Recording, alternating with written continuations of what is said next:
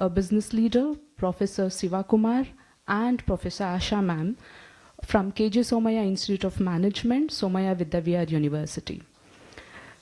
This book is a playbook of mastering M&A transaction. Today we come together to celebrate this accomplishment and dwell into a journey of creation of this book. Before we invite one of our author, Dr. Partha Sarthi, for an opening remark, let me take an opportunity to share Sir's brief profile. Dr. Partha Sarthi is a fellow member of Institute of Chartered Accountant of India and who had qualified from the Institute of Chartered Accountants in England and Wales. He holds a bachelor's degree in commerce from Gujarat University and has done advanced management program from the Harvard Business School and did doctorate in management studies from University of Mumbai through KJ Somaya Institute of Management. Dr. Partha Sarthi is independent director on the boards of many companies, including NIT, Pennar, Everinuro, Greencell, and Seva. He is engaged in social work with Seva. Previously, he was the Group Chief Financial Officer and Group Chief Information Officer of the Mahindra Group and President of Bombay Chamber of Commerce and Industries. Dr. Partha Sarthi has rich experience in the area of organizational transformation, leadership, strategic planning, finance, international operation. Dr. V.S. Partha Sarthi, we invite you to share a few words as an opening remark. Please.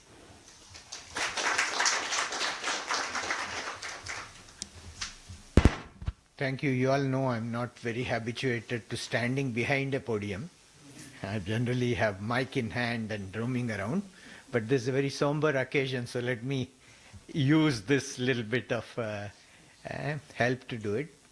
Today is a very seminal day, and a couple of days back it was Guru Purnima, yeah. And what better to start on saying that in all the path that we walk, it is because of the Gurus who have helped us. So, and as Dohas go, so Guru Govind Dohu Khade, Kake Lagu Pai, Guru Balihari Apne Govind Diyo Milai. Okay, and then Guru Kumhar Sish Kumbh Hai, Kadi Gadi Kaade Khond, Andar Haath Sahai De, Bahar Bahe Chot. So as the teachers are there, they are come even before God, and the other one says they are able to make you firm by putting a lot of strokes, which seems like hurting you, but always have the best heart by putting the hand inside the pot so that it never backs but prospers or makes into a wholesome. So to all the gurus in the table, yeah, all of you in some form and some of you academically are literal gurus. So I thank all of you to come here for this particular thing. That was the one which was extempore. The balance is prepared speech. Okay, once again, very good evening, everyone. It's truly a very special moment for me, okay? And for all of us behind this book, as we gather for the launch of Anatomy of M&A. You just think about this. M&A, and we added to biology to it, a skeleton to it, yeah? Anatomy of M&A. So you can see even poetic justice in the title of the book. Merger and acquisition has been a subject which is very close to my heart for many years. In fact, the book traces its origin to my PhD thesis, a journey filled with research, case studies, and deep reflection. But somewhere along the way, we kept thinking, me, Asha ji, Sivakumar, why can't I say? Sivakumar. So we just kept asking, should we just leave it to thesis or should we convert this and share this with a more wider audience in the form of a book? And the genesis was already there. But as Sivakumar would say, make haste slowly, पहले PhD तो clear कर ले, बाद में book लिखेंगे. Okay? So we waited, but this was already in our mind. That question became our motivation. Very often we are told that we should write either for students, or for teachers, or for professionals. But we did not look at it that point of view at all.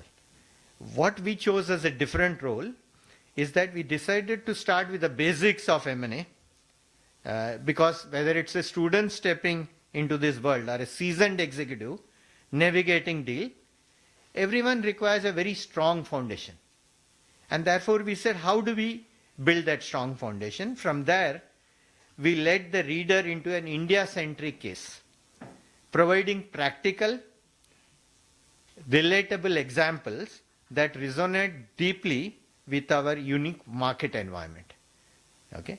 That approach, we believe, allowed us to create a book that speaks to a cross-section of people, from students to professionals to policymakers and to entrepreneurs.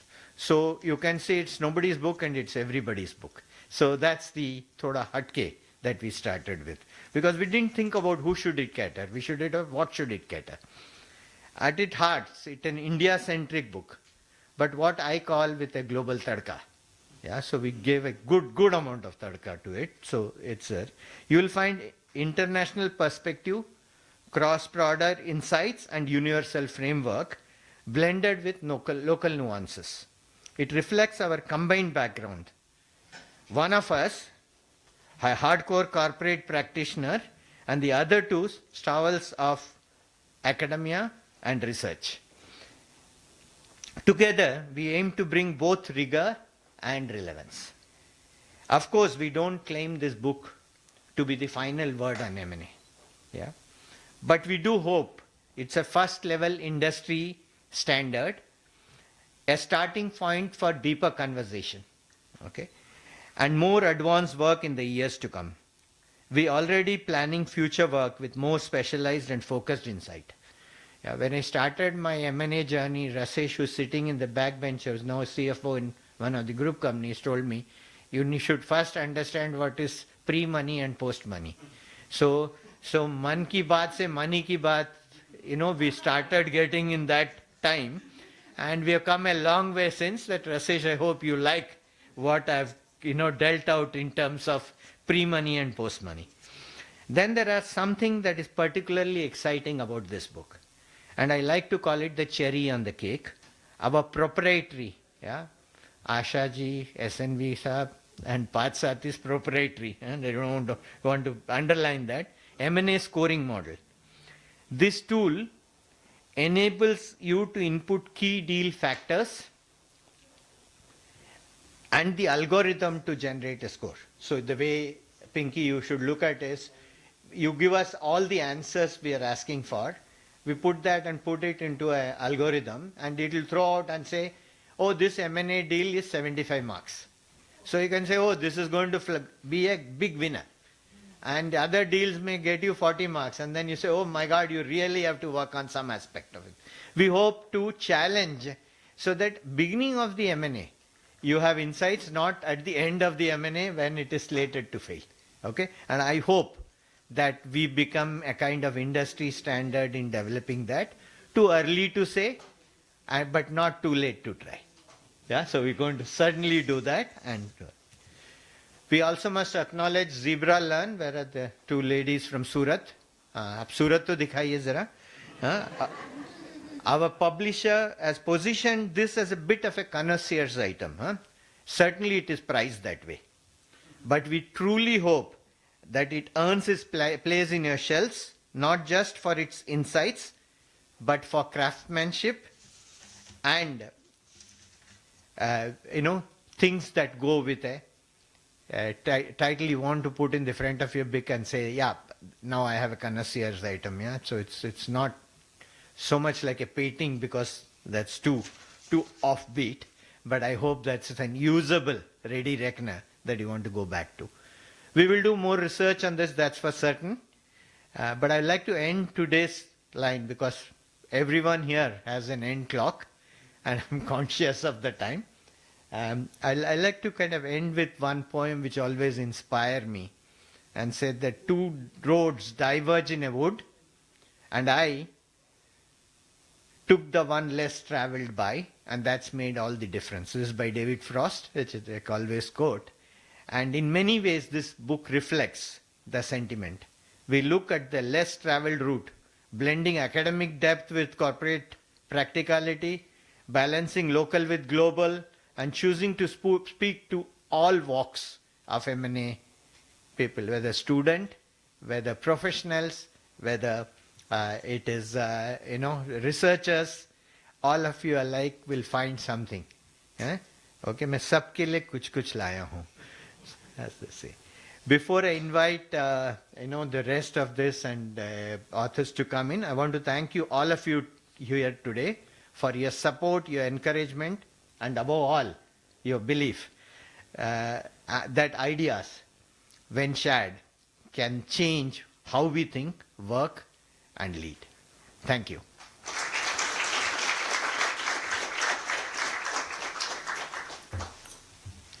Thank you, sir. It was indeed and very insightful words of yours. We now have a privilege to hear from our guest, Padma Shri awardee in 2025, Dr. Pavan Goenka, a distinguished personality whose presence adds immense value to this occasion. Before inviting Sir to address us, allow me to read Sir's introduction. Dr. Pavan Goenka, the former Managing Director of Mahindra & Mahindra and currently Chairman of INSPAC, that is Indian National Space Promotion and Authorization Center, which is a single-window autonomous government agency to promote, permit and oversee private sector space-based activities, has been awarded the prestigious Padma Shri in the Trade and Industry category in this year. Sir, we welcome you to address us.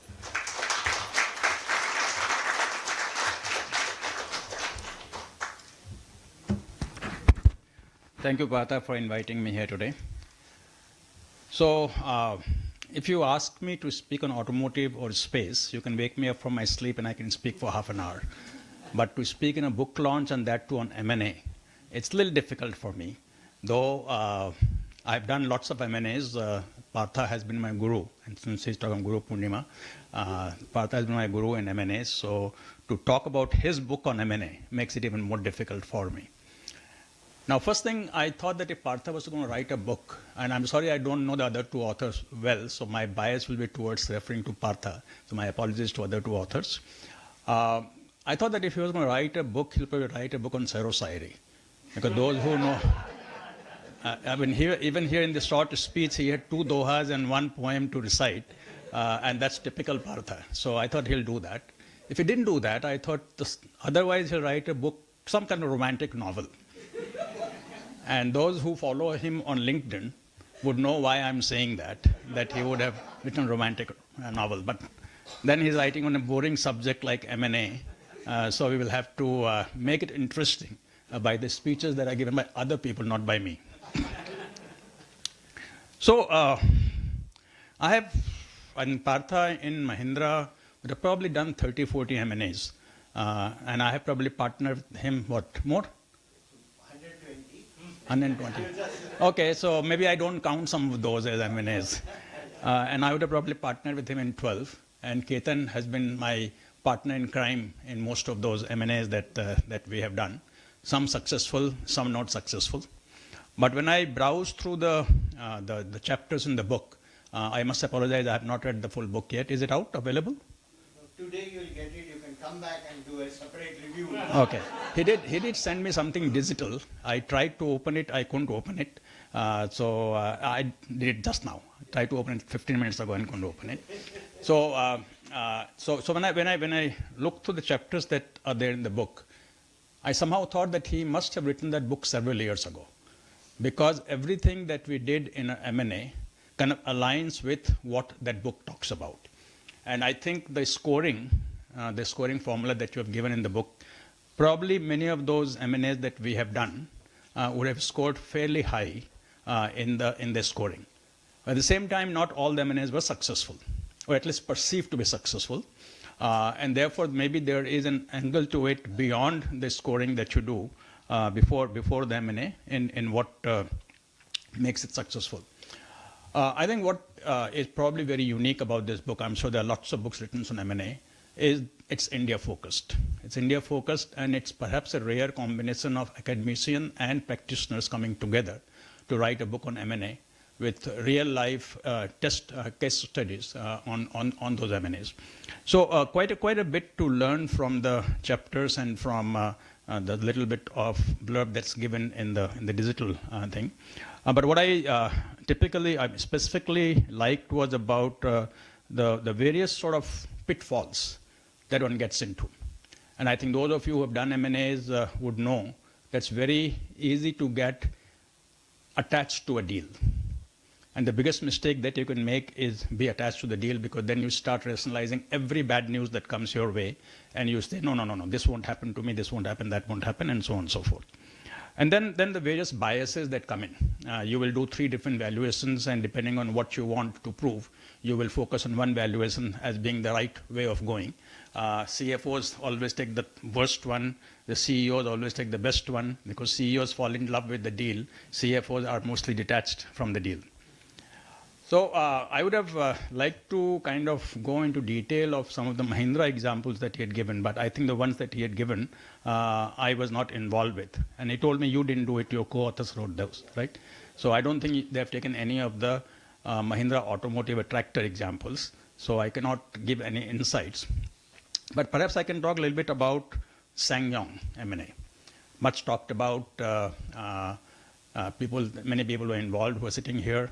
And kind of look back to see whether it fits the model that the book talks about.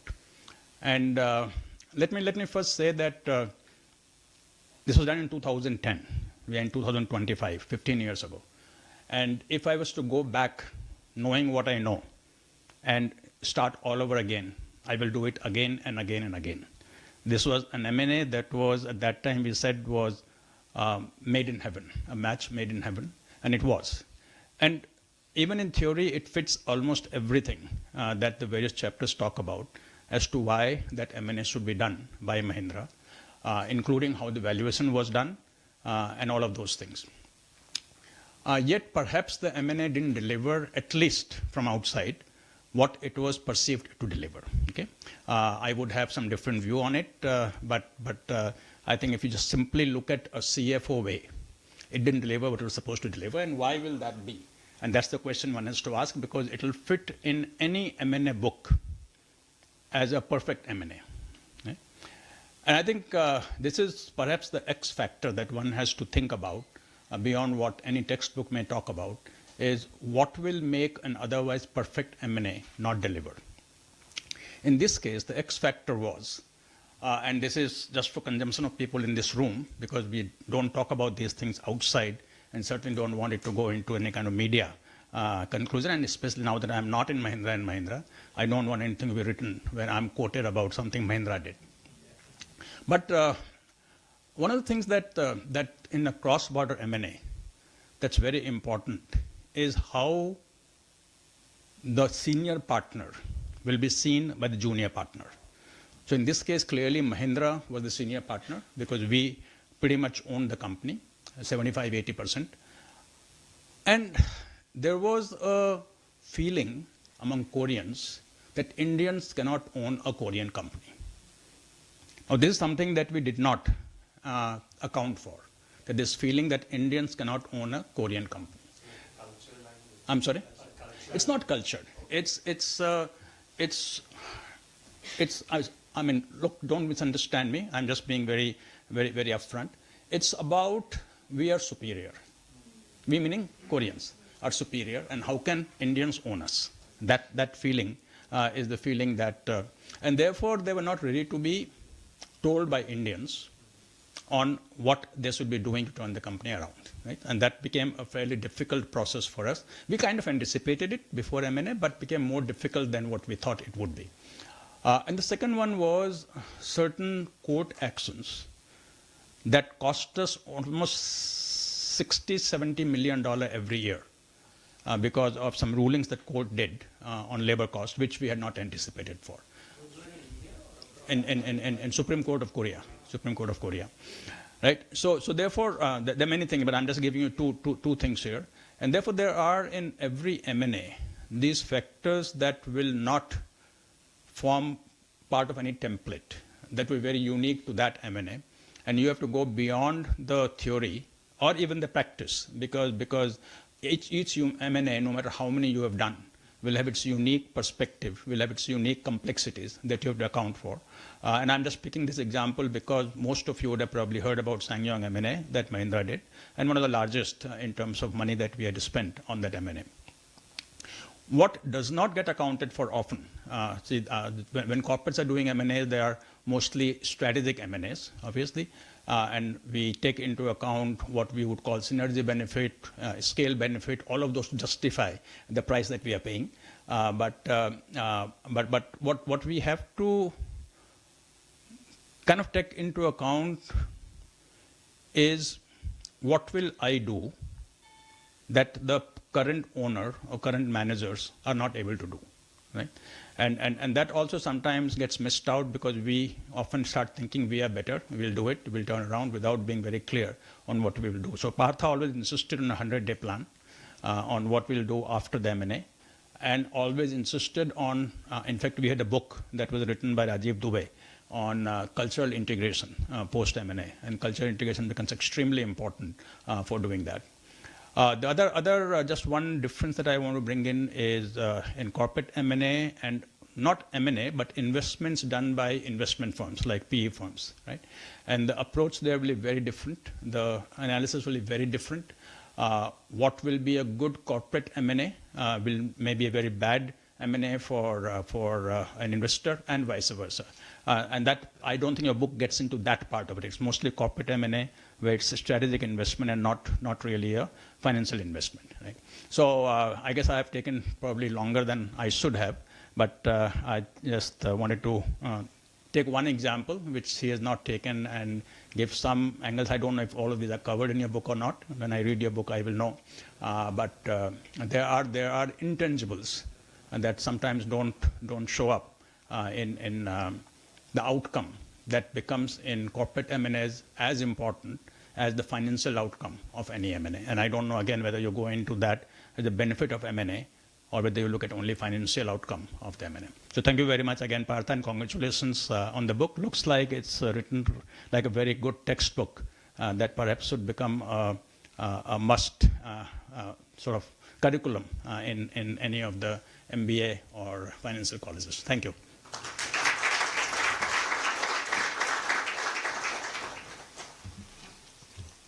Thank you, sir. That was really a wonderful address. It is an absolute honor to welcome Shri R. Doraiswamy among us. Before we invite him to the podium, let me read sir's introduction. Shri R. Doraiswamy is a Managing Director of Life Insurance Corporation of India. He has assumed the position on September 1st, 2023.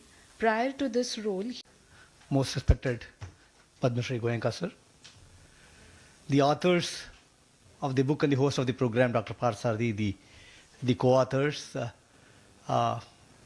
the members of this gathering, more erudite, more well informed on the area that the book is talking about. Greetings from the Life Insurance Corporation of India.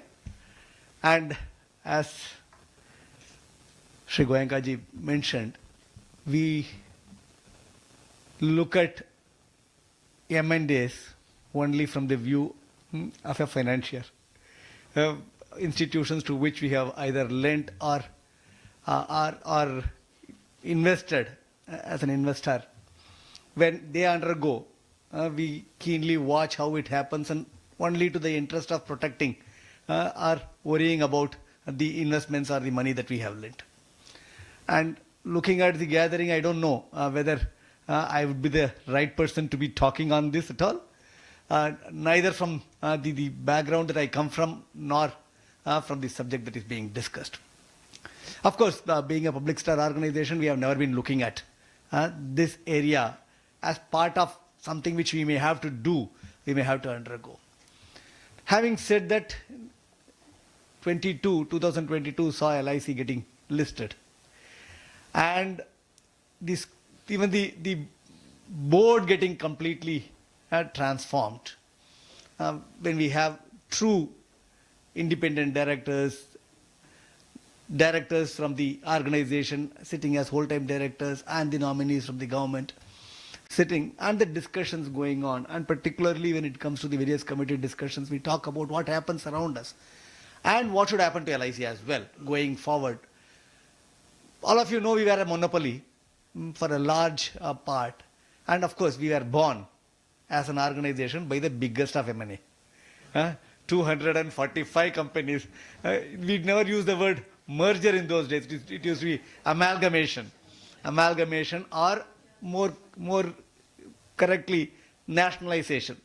I think maybe which you could talk of a hostile takeover kind of thing, where at the stroke of midnight, on the day the ordinance was promulgated, representatives from the government, because this organization as such did not exist, were there at the doorstep at the stroke of time when the office was supposed to commence, depending upon which part of the country they were in and what was their office timings, to just show them the ordinance and to say hand over the key and get out, as is where is. That was a kind of M&A that happened, which resulted in the formation of Life Insurance Corporation. We were a monopoly. At that time, I was not born. Though I've read about it. I've read about it from the history. It has been a great journey for the organization, looking at variety of organizations in the country as an investor. We never used to be a strategic investor for a long period of time, but of course, in the recent past, even that we are witnessing. LIC entering as a strategic investor, along with the government, or otherwise without the government, or whatever it is. So again, coming back, I would like this audience, being a big portion of gurus who practically teach. I get back a small period of time when I was also on a deputation to an academic institution as a researcher. So the idea when I went in was to do some real good research, register with the Pune University as a PhD student, do a PhD, publish a thesis, and then also convert it into a book, which when I actually landed there, it was a landing with a third, and the realization was entirely different, that I was nowhere closer to be doing a PhD, though I could do a research, particularly on the part of the practical part of it and on projects, and I started working. I could observe very closely at that point of time, not mergers and acquisitions, joint ventures being created. And the institution being a consultant in that area as well. When the market got opened up, LIC moved from a complete monopoly into a competitive environment when new companies had to come in, and no company in India was willing to do this business on their own because they lacked expertise. So they had to have, at least for the sake of expertise, a foreign player. And they are not mergers, they are joint ventures. So the agreements being helped with in getting recorded. I could see what can happen. Sir actually narrated what can happen. I could see when the first 4 joint ventures that came into the country did not see the light of the day. The 4th or the 5th one was the one which first finally got through.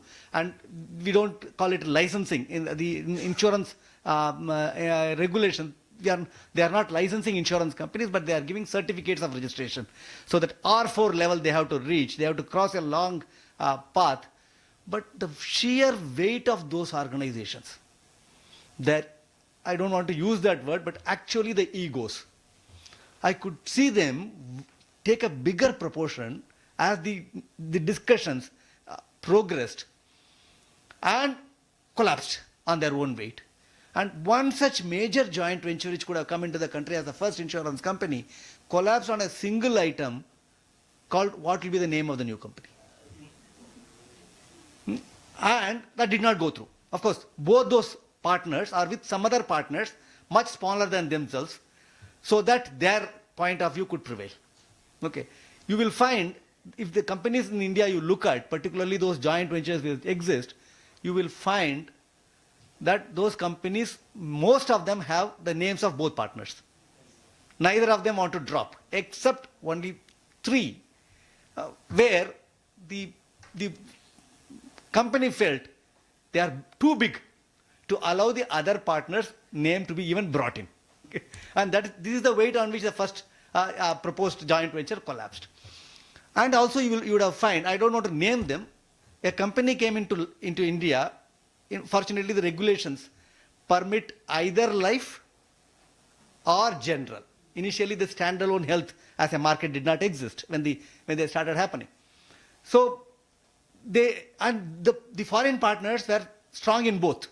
They have been running composite companies, which is now being talked about in India, which may come sooner or later, we do not know. But at that time, so they had to join with different Indian partners when the Indian partners did not want to enter one of them, or there is one company which entered, there are three companies which entered both and with the same partner, only one which, they had to name both the companies. One should have a life insurance company limited as its tail, and the other should have a general insurance company limited. If you go back and you can find out, this not coming together in accommodative spirit was such that one company said, I am big in one area. Okay, so in one company, my name should come first, and I am big in the other area.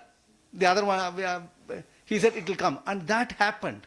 The two companies had the same partners' names, one appearing in the first in one part and one appearing in the second. So I imagine what kind of things you will be going through when you are talking of M&As, and particularly when it is taking a complete control over a company, or to tell somebody else what to do. These kind of things, I'm very much this thing. Now coming to what a book does. If a book has to help somebody learn, I again, when I was as a researcher, I was working, I was reporting to a person who used to give big concepts, which I could never even internalize. One such thing he used to talk about, the best way of learning is to learn by experience. Learn by experience, you go through. And experience is the best teacher. So you go through something, you will learn. And that too, how do you learn better? You learn from the mistakes you make. So the mistakes or the errors that you commit are the best teachers. But again, he will continue with that. He will say, but these are very costly experiences. Learning by experience is a costly way of learning, and that too, learning by errors and committing mistakes is still costlier. One cannot afford. So what's the best way to do? Learn from others' experiences. And that is what this book is planning to do. Learn from the experiences of various companies, undergo this myriad, this complex area of M&A, which is very difficult to master, or whatever it is. So when he talks about 120, I'm just flabbergasted, I will say. And I could see that experience when I sit across the table with him as part of my board and start discussing important initiatives that we talk about, the steps that we have to take, particularly some which are not palatable to him or all the independent directors. Sometimes no, what they stand for, we find it difficult to accept. No, this is something which is being imposed upon. But the way the experience of Mr. Parthasarathy, particularly Dr. Parthasarathy, handles the issues when people don't prepare to accept the other point of view is something phenomenal. And I'm sure I could go through only the preface, the foreword, all by erudite person, the IIM Mumbai's director, and the testimonials that has already flown in. Those who have had the privilege of reading it first. I am yet to get the book to read, neither the soft or the hard copy. I'm also waiting along with the others to have my hands on it and read at whatever pace I can do. And because I read if I understand. If I don't understand, I don't proceed. So I will have to understand. I'm sure, but the way he converses in meetings, in personal conversations, I'm sure the language is going to be one which will make people understand. I'm 100% convinced on that, particularly this area, which LIC is now keen. One of the areas which we do, we are now looking at strategic investments. You would have already heard of what things we are doing, and particularly when we try to do something in that area, the questions that we encounter are the ones which need answers. Perhaps I'll be finding answers through them, and I'm sure a book which, from the testimonials, from whatever I discussed with him, which talks about both the theory for a student to write an exam in MBA or in any other level, and a practitioner to look at as a ready reference or a ready reckoner or a guide, is certainly something which we'll be looking forward to.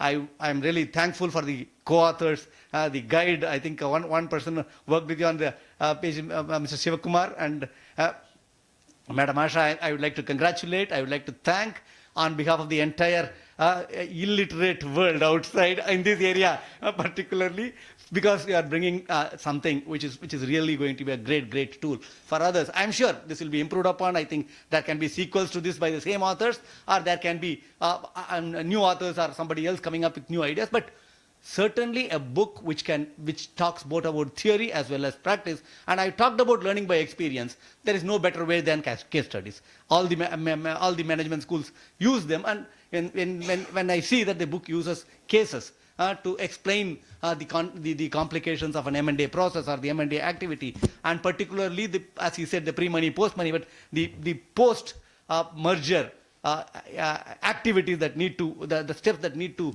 make the marriage successful. We look at now. Actually, today morning I was seeing a video where it talks about how divorces have become more prevalent. M&A is a marriage, but to make it success, it's a great effort that is required from both partners and the rest of the ecosystem. I'm sure this is going to be a great tool for all of us. I would like to wish the team all the very best.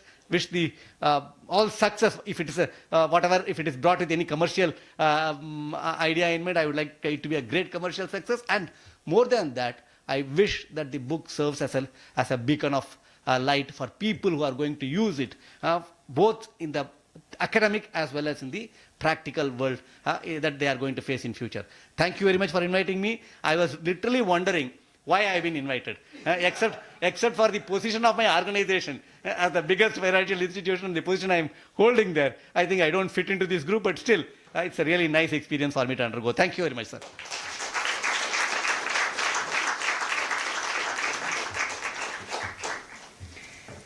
Thank you, sir. That was indeed in very insightful words.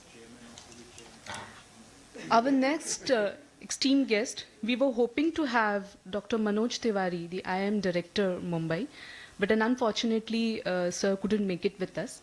I request Dr. Binil Kumar to be on the dais and speak on behalf of him.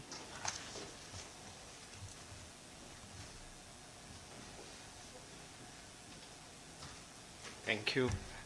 Good evening. We have very respected people, whether it is starting with Goenka sir or Doraisamy sir. They have, started the thing which is continuing with Partha sir's speech, which basically brought two different perceptions or the perspectives of mergers and acquisition. One from the actual practitioners and the other is from the financial part of it. Even if it is LIC is considered as one part of the financial aspects, but it also has got implication whenever they are taking the insurance premium, they also make sure that we are getting the return by investing in somewhere. Yes. So while doing that, it also need to be make sure that they are putting the money in the right place so that they will be able to get the money back. So in the process, as I'm here on behalf of our director, because I'm actually really humbled to be here on behalf of him, because he is a very well established leader in the keys of academics, and he has got quite a lot of respect to Partha sir. He's actually not keeping well. He was attending the Vice Chancellor's conference for the last 2 days in Baroda. He came back in the late, midnight. So he was having some difficulty to attend this. Otherwise, he was very keen to attend this.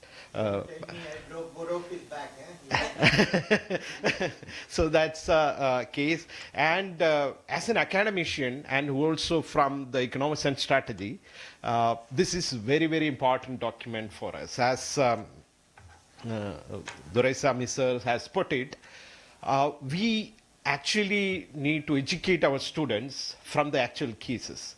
How we will be able to throw them into the world without having any kind of an experience. And we are actually getting a kind of a Bible which has got plenty of such examples. That will be a very good reference book. Being in charge of the library, we have already put the order for 10 copies as a ready reference. I hope very soon they will. They told the book is not yet launched. Only after that we will be fulfilling. This is again a prelude to start, because I think my job here is to read out the forward verbatim, because I don't want to miss out anything which he has put it. So let me do that job here. Here he started with, worldwide mergers and acquisitions have become a powerful growth strategy to survive and thrive in a dynamic and disruptive world. Disruptions are coming in many forms and dimensions, including digital, AI, technological innovations, business model innovations, global regulatory compliance, and sustainability. This involves restructuring of existing units, cost, time, efforts to the new measures of implementing them, as well as reporting. Corporations, large, small, public, private sector are impacting this new journey to make the earth and climate conspicuous measures to leave at least some good fortunes for the future generations. Business models are undergoing tremendous pressure to restructure and redesign their existing product lines, managing transition cost, investing in right channels of distribution, understand consumers and customers' ability to pay, and preference for green products.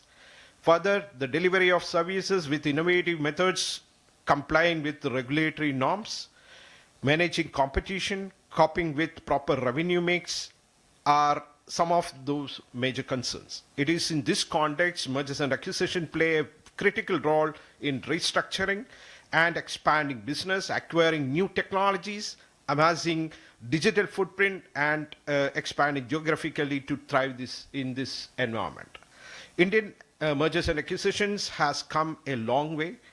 We have got plenty of examples rightly by Goenka sir. In the past 3 decades, after liberalization policies of the early 1990s, leading to more simplification of regulatory and compliance mechanisms.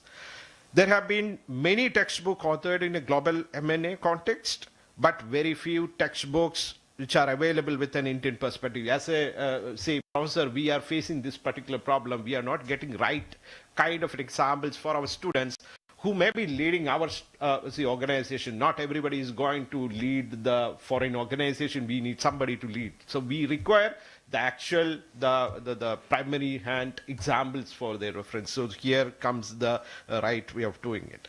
So this book is an attempt to bring out insights of mergers and acquisition in Indian context in a simple manner that combines both theoretical and practitioners' views of M&As. Each topic is written with relevant case study that provides real-life examples and more so with contemporary Indian perspective. Starting with the introduction of global and Indian M&A activity, it explains various synergies, processes, theoretical research, myths and realities, valuation models, role of climate risk and environment, social and governance, particularly the ESG risk assessment model, and ends with points to ponder and vary forward. As Goenka sir has put it, how the mergers and acquisition will take over the perceptions or the cultural perception to merge with an organization which has got completely different perspective of Indian organizations. So these are the challenges which will be faced. So we will be able to get the primary experience here, the readily available for reference. I'm delighted that Dr. Parthasarathy, who has done his PhD on mergers and acquisition recently, and with more than a century of merger and acquisition transaction to his credit, has undertaken to write this book with his guide, Professor Shivkumar, and his wife, Professor Asha Shivkumar.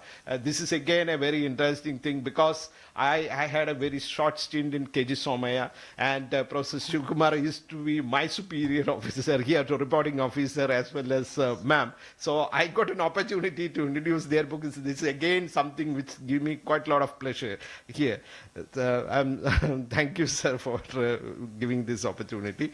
This novelty of this book stems from the practitioner's planning and execution effort over 25 years, combined with the research effort of past 7 years that led to creating an M&A risk scoring model. That's a very, very useful tool, which definitely I feel for our student. The combination of author's background undoubtedly very useful to objectively assess the pre and post merger and acquisition transactions, including the climate and sustainability risk. So he is putting it, I'm delighted to pen this forward and wish all the readers a happy learning. With warm regards, Professor Manoj Kumar Tiwari. Thank you very much for giving us the opportunity, and I'm expressing all the best wishes from our director of the institution, because we have Professor Nikhil K. Mehta, because we've been sent here. He's a senior professor in our organization behavior. Because of being from economics and strategy, even though I'm junior, I've been given this task of reading out, because it's more closer to our subject area. That's the thing.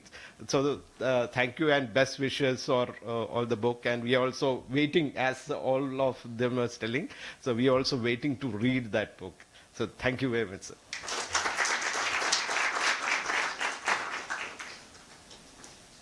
Thank you so much, sir. Now we have a short insights and comments session, related to the book or related to the theme. If any one of you have any insights or any comments to our distinguished dignitaries or to the authors, please come up. Please free to ask.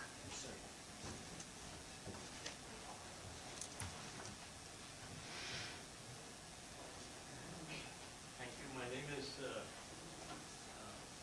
can you hear me? Yes. My name is V.S. Raj. I work with a company called State Treatment. And fortunately, I have worked in a joint venture for many years. This is a question for Pawanji and Doraiswamiji. And one of my learnings is most of these joint ventures end up being joint adventures. So what is your take on that?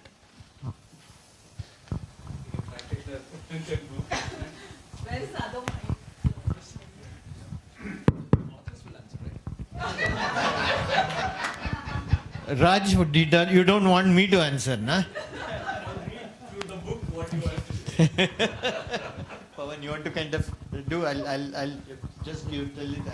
So, see, the problem why joint ventures don't work are the two partners are coming in with different objectives, which may not fully align to the success of joint venture. If you look at perhaps amongst the most successful joint venture in India, it could be Hero and Honda in terms of the motorcycle, right? Where they lasted how many years? 20 years? 24 years. 24 years and created the most powerful two-wheeler company, not just in India, but in the world, right? There, it was clear what the two joint venture partners are bringing in. And they did that till the time one of them thought that now he's become too big and doesn't need the other one and therefore wants to separate out. So that's a different story, but 24 years is a long time.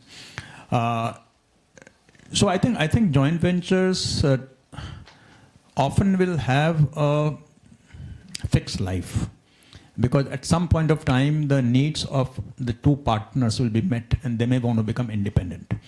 I'll take an example of Mahindra and Ford joint venture, right? Which was done way back in '94 and lasted till about 2000. And many people think that was a failed joint venture. It was one of the most successful joint ventures that I can think about. Okay, the reason is that Mahindra went into it looking for something. Ford went into it looking for something. Both knew what the other partner was looking for. Both partners achieved what they were looking for in the 6 months and parted ways and went their own way. Nothing wrong with that. And remained friends for life. So again, to an outside world, it might look like a joint venture that was an adventure, but actually it was the right joint venture delivering what it was meant to deliver. Right. So there are many examples like, so I'm giving one that is seen to be very, very successful, the Hero and Honda, it was. One that may be seen to be not successful, but I think it was one of the most successful joint ventures that Mahindra has done. If you take Mahindra and BAE, not BAE, Tech Mahindra is who? British Telecom. Another joint venture that worked very well for many years, both partners meeting their need. One needed an Indian company to be in India, they needed technology coming from BT and complementary skills, so it worked very well. I don't know if I've answered your question, but yes, there are misadventures because the two partners are coming into it with misaligned objectives and not being transparent with the other partner as to what I'm looking for. And Mr. Anand Mehra had told us many times in the very beginning that when you're doing a joint venture, write down on a piece of paper what you want from it. And tell your partner, this is what I want. Don't hide what you want. Okay? So that there's full transparency.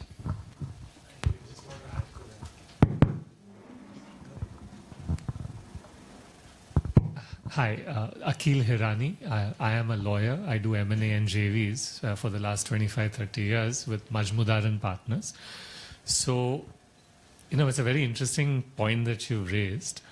And what we've seen on the cross-border M&A and JV side is the earlier JVs that all happened in the 90s, right? And you alluded to some of the insurance JVs. They were all brought in, or they all formed because of regulatory constraints, because foreign partners were not allowed to set up subsidiaries in most sectors, right?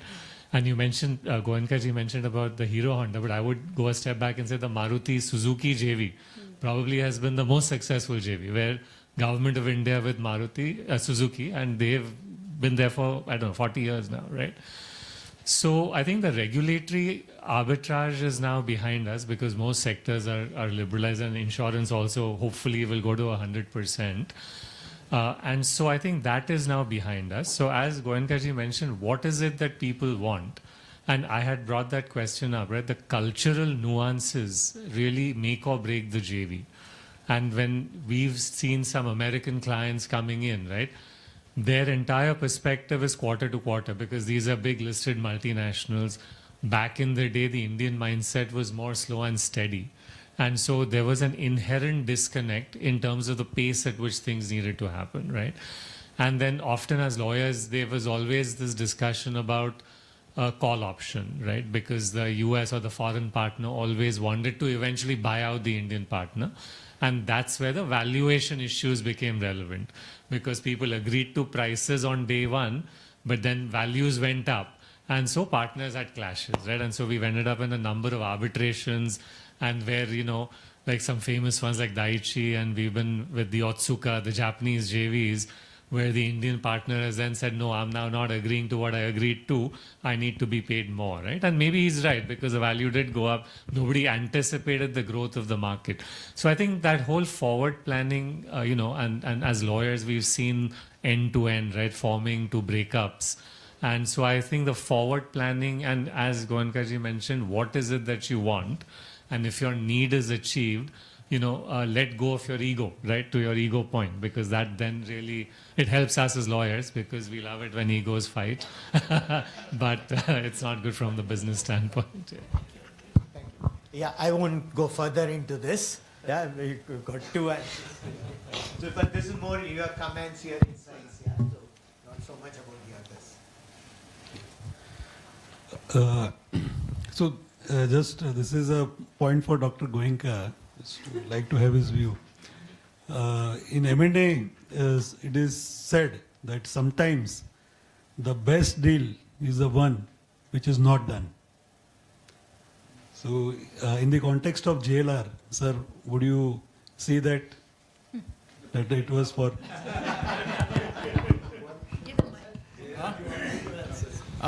You can answer after me, but again, the same caveat. Please, this is only for consumption of the people in this room. Nothing to be tweeted or coming in social media. You can talk about it to your friends with the same sort of caveat. So see, many people often said that did Mahindra lose out in not doing the JLR deal, right? And I think all of you are aware that Mahindra and Tata were the two finalists. And we were very close to each other in terms of pricing, and just a little bit more price. If we had agreed to pay, we would have gotten JLR. And many people question whether Mahindra lose out in not doing that, whether you call it M&A or joint venture. I think it's more of M&A than joint venture. I maintain that was the best of the best decisions that Mahindra made not to do that acquisition. Okay, the one big decision Mahindra made was to invest money in Scorpio and not in the Ford joint venture, because that was the option at that time. We had enough money to do one of the two, not both.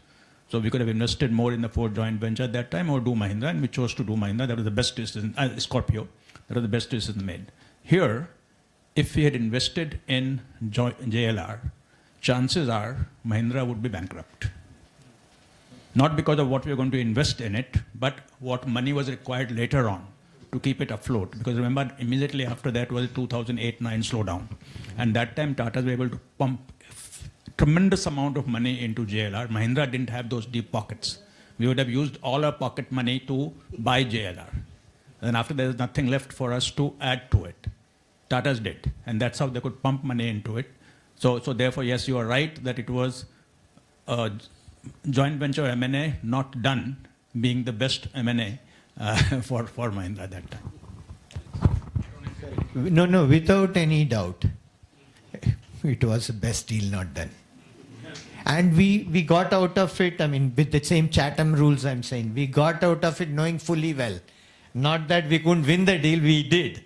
But we couldn't carry it forward. We're not the right parent for it at that point of time. And then we got out. Bharat Doshi, Anand Mahindra and I undertaken it. We were almost waiting to see whether we should or should not. And we chose not to.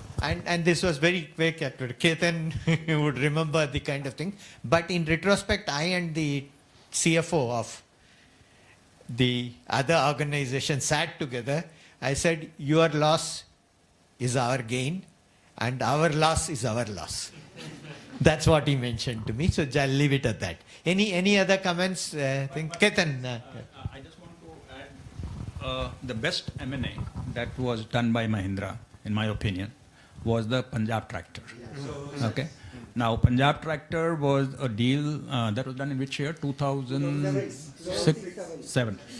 Most people thought that Mahindra overpaid. Yep. Most people. We paid a very big premium for that acquisition, and it paid back in 2 years, and perhaps by now it is multiplied at least 10 times, if not 20, 30 times. Okay, and one can keep analyzing on what made it the best M&A, and we can go into it in a different book when it's a sequel to it, then we'll talk about it.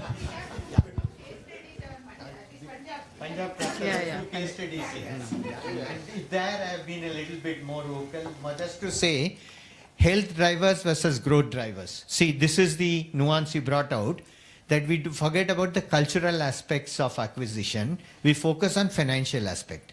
This book, as well as my thesis, focuses on what you miss out is why only 40% of M&A succeed. And if we focus more on those aspects, not only on those aspects, but more on those aspects along with financial, then the M&A could be more successful. Yeah, Ketan.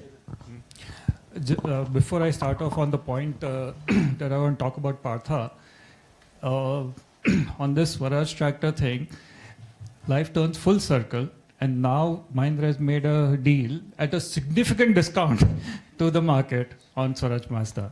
So, You remember how many times we looked at it. How many times we looked at it? Must be at least 7-8 times. Yeah, good. Thank you. Any other? Yeah, sorry. Go ahead. Yeah. So one insight beyond the hard facts about M&A, all of that is covered in Partha's book, I'm sure. But there are a lot of softer things that really make an M&A. And Purnanka referred to the culture, especially cross-border between understanding. I'd like to highlight an example that Partha did, which brought great benefit. No, I don't know about that part. So I was in the auto and farm side. So, so there was this deal that was in a group deal where a stake was sold to a PE firm. In order to get the PE firm aligned, we took a slight cut on the price. Because we were clear, Partha was clear, they need to earn their returns on the deal. And they have a 3-year, 4-year time horizon. So for us, it was a good thing to exit that part, in part at least, And we monetized some part of it because of the funding requirement that we had. The other role that Partha had was always looking at what is the money coming in and what is the money going out, and balancing the two always, right? So here this deal ultimately turned out very good for the PE firm. 3 years later, when they were looking at selling it off and they got a great deal, there was no written document, all right?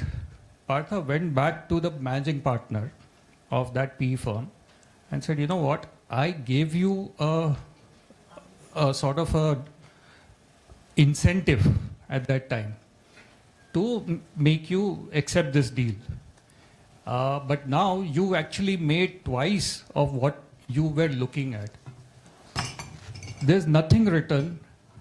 The partner, also it's credit to the partner, apart from credit to Partha for raising it, he tore off a check of that incentive part which had been given to sweeten the deal to Mahindra & Mahindra.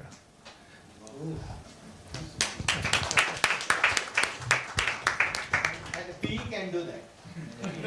I mean, if you make friends, that's it. And if you work on principles, that's what happens. Tough friends to make. Yeah, and they are the toughest friends to make. Yeah. No, just So just let it pass on. Yeah, Suresh ji. So I'm prone to come back to Partha's, Asha's, and Mr. Sivakumar's book.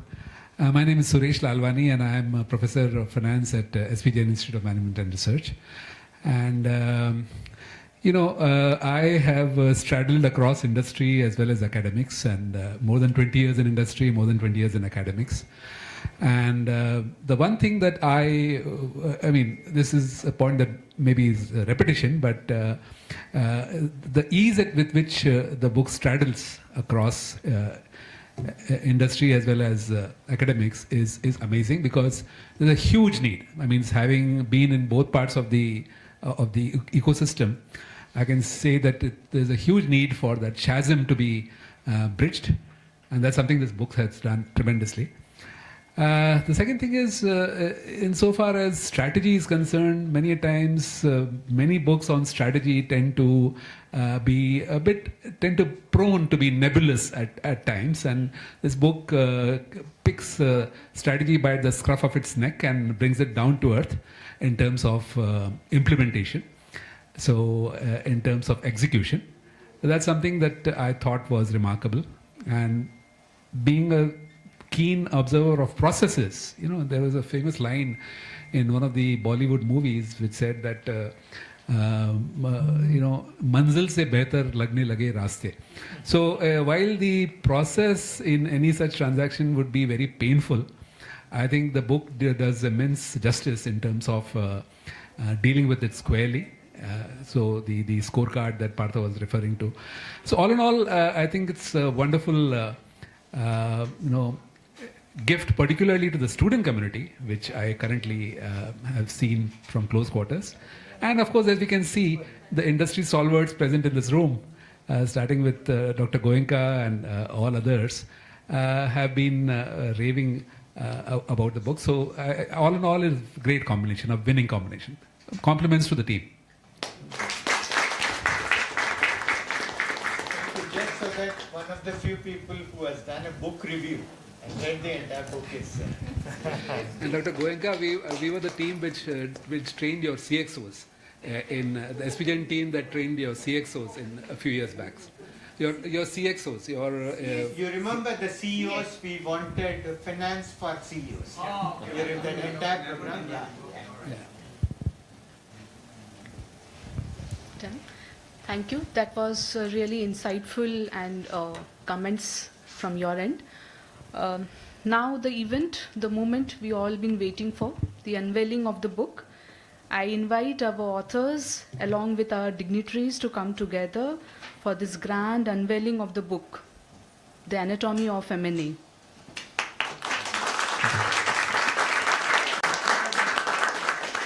This unveiling marks the birth of a new voice in the world of mergers and acquisitions. It is not just a book, but a knowledge towards the professionals, students,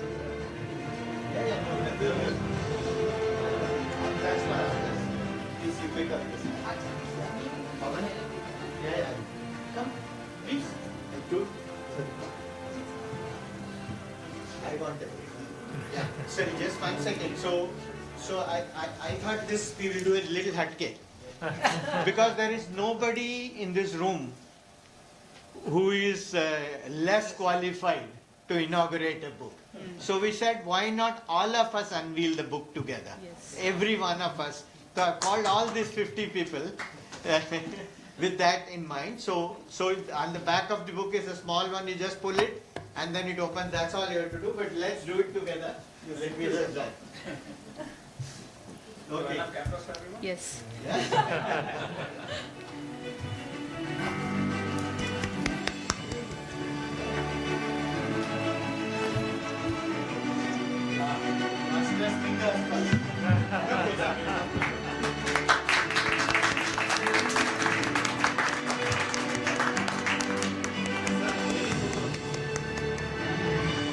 Come closer.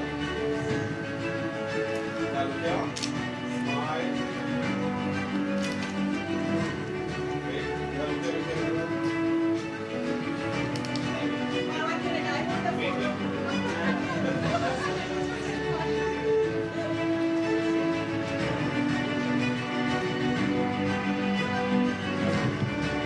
This deserves a big round of applause. People, please.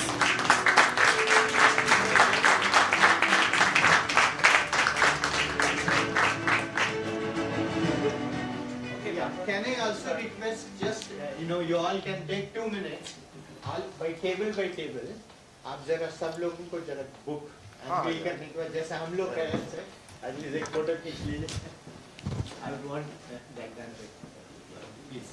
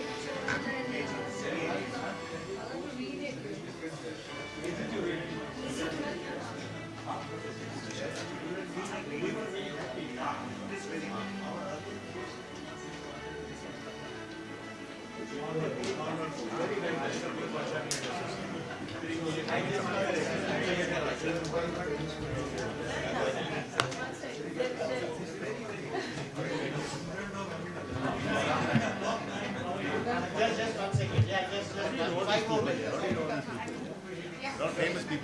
Yes. As we move forward, I would like to call one of our authors of the book, Professor Shiva Kumar, to propose the vote of thanks. That's very practical. Because otherwise, yeah, we take 165.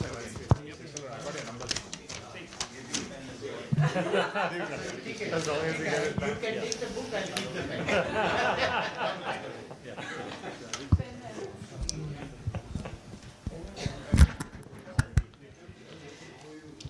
On behalf of the authors, it's my privilege to extend an earnest vote of thanks to all of you who are present here on this occasion of the book launch. It all started off, maybe some 30 seconds background. It all started off in October 2016 when, with a PhD proposal for University of Mumbai, Mr. Partha has approached us. And the enrollment process for this very old university in India is rigid, and no one can bypass it.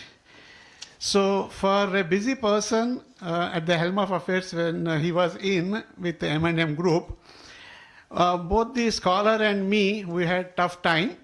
And I felt like anybody in this audience recall quickly the guide's name of General V.K. Singh at Barkatullah University when he was a COAS. General V.K. Singh, Indian Army Chief. Yeah. So Professor Kailash Tyagi, the same pleasure and pain I also had undergone during that time, because that weekend is what suits him, that too early in the mornings. So he was more comfortable in fixing my time through Asha, which I couldn't say no. So after we had successfully completed guiding his doctoral thesis, and he has been awarded with the doctoral degree in September 2022, one of the co-authors, Asha Prasuna, she insisted that please don't, call it a day. All the deliberations that you people have had, she was also a party in the crime. You please try to convert it in such a way that, part of the academic activities and, other content, you dilute it and make this more relevant to people so that, they start owning it, they start liking it. So that is how about 25-30% of what the research work has been actually done in the thesis has been taken, and little bit of additions, deletions have been made to make it to this present book level. First and foremost, I express my deepest gratitude to our esteemed guests, renowned industry leaders who are present. I'm not taking your individual names and organizations for sake of time. Special thanks to Mr. Partha Sarathi, whose vision, professional expertise have brought remarkable work to life. Your insightful perspectives and passion for the mergers and acquisitions, it has made the industry and many of us who are seated here highly inspired about this particular theme. I would also like to thank Mr. Anurag Sundarka, the co-founder of Messrs. Zebra Learn, and his New Age publishing team comprising Sakshi, who is present here, Tanvi, Fairy Panchal, Vanshika, Irfan Syed, Sujata, and towards the end it is Yogendra Kashyap and others whose contributions have made a huge positive change the way the book looks today than the content that we had given to them. Thanks for all the team for making enrichment. Also thank the volunteers, particularly Devyani Belel, who is here, for seamless coordination and tireless efforts. And to the BCCI and the staff of BCCI who have helped us to conduct this event smoothly. Being one of the joint authors, I must also look like I know a bit of M&A. So I try my best. So it is imperative if corporates are pressurized in the second half of 20th century and the quarter that we have just spent in the 21st century to have growth, forget about other aspects of stability and other things. There are umpteen number of opportunities both within India and outside India, and we have to choose the right ones. And as Sir has just explained very clearly, it is one of the tough jobs for the corporate leaders in order to find what exactly are the aspects that enhance the value. At least, end of the day, it should not result in a destruction of value. So that one should be highly careful. So if, views may differ, ExxonMobil merger in 1999, I would consider it as the best global example, and Google's acquisition of Android in 2005, equally a good example for acquisition. Interpretations do differ. So in India, as Mr. Partha was just mentioning, the success rate is about 35 to 40%, which is way below the global benchmark.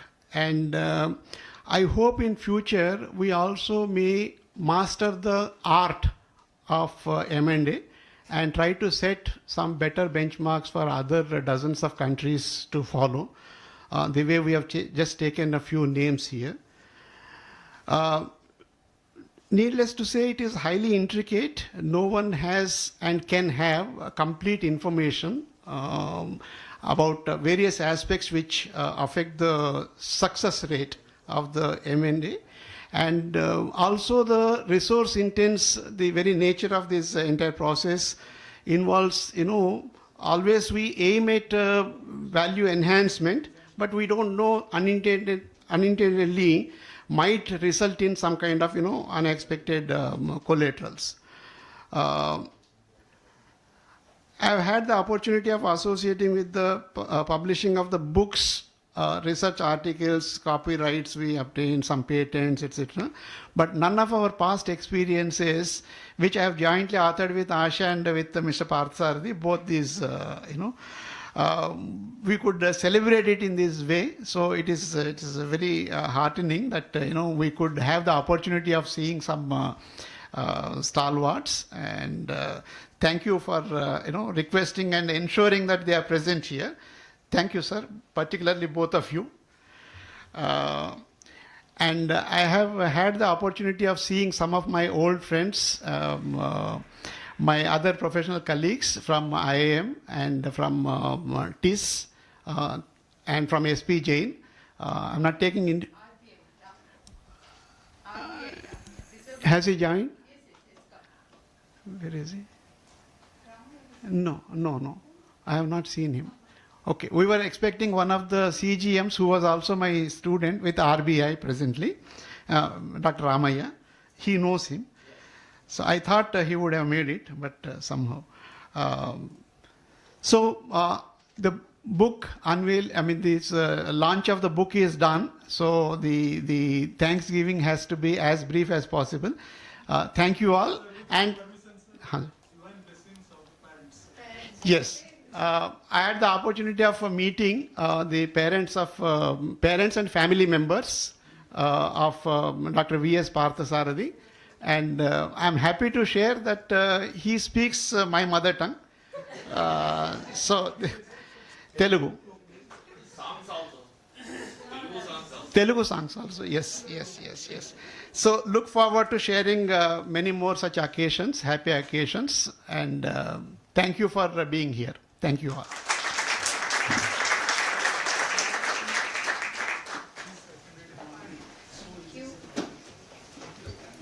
Yeah. Networking high tea is arranged and served. We request you all dignitaries to have the conversations and enjoy the snacks.